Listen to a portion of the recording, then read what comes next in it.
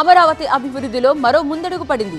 3 ఏళ్ల నిర్మాణాలను పూర్తి చేయాలని కేబినెట్ నిర్ణయించింది.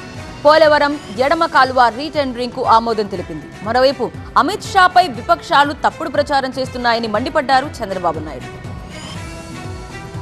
ఢిల్లీలో జరుగుతున్న పరిణామాలపై ఏపీ కేబినెట్ లో ఆసక్తికర చర్చ జరిగింది. అంబేద్కర్ విషయంలో అమిత్ షా చేసిన వ్యాఖ్యల్ని కాంగ్రెస్ వక్రీకరించిందన్నారు చంద్రబాబు.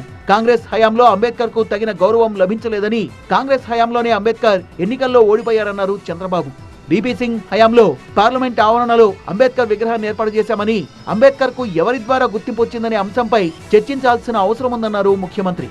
మొత్తం 21 అంశాలపై ఏపీ కేబినెట్ కీలక నిర్ణయాలు తీసుకుంది. 3 ఏళ్లలో అమరావతిలో నిర్మాణాలు పూర్తి చేయాలని ఏపీ కేబినెట్ నిర్ణయించింది. హడ్కో ద్వారా 11,000 కోట్ల రూపాయల రుణం తీసుకునేందుకు అనుమతినిచ్చింది. జర్మనీకి చెందిన KfW ద్వారా 5,000 కోట్ల రుణానికి ఆమోదం తెలిపింది. 45 పనుల కోసం 33,000 కోట్ల నిధుల్ని ఖర్చు చేసేందుకు CRDAకు అనుమతినిచ్చింది.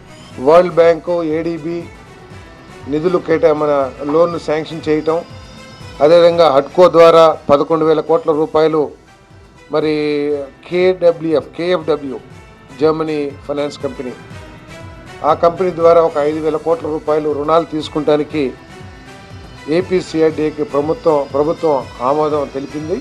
10 జిల్లాల్లోని బుడమేరు వరద ప్రాంతాల్లో రుణాల రీషెడ్యూల్ కు ఆమోదం తెలిపింది కేబినెట్. ధాన్యం కొనుగోలు కోసం మార్కెట్ ద్వారా 1,000 కోట్ల రుణానికి ఆమోదం తెలిపింది. పోలవరం ఎడమ కాలువ రీటెండరింగ్ కు అనుమతినిచ్చింది. పొంగనూరు బ్రాంచ్ కెనాల్ లైనింగ్ పనులకు ఆమోదం తెలిపింది. పోలవరం లెఫ్ట్ మెయిన్ కెనాల్లో ఈ ప్యాకేజెస్కి రీటెండర్ పెరగడం జరిగింది. రీటెండర్ పిలిచే సమయంలో ఏదైతే జ్యుడిషియల్ రివ్యూకి సంబంధించిన జడ్జి గారు ఉన్నారో ఆయన కాలపరిమితి పూర్తయిపోవటం, తర్వాత ఈ పని అర్జెన్సీ కానివ్వండి, లేకపోతే అసెంబ్లీకి ఈ చట్టాన్ని రద్దు చేసే ప్రతిపాదన వెళ్ళిన తర్వాత ఈ టెండర్లు పిలవటం జరిగింది.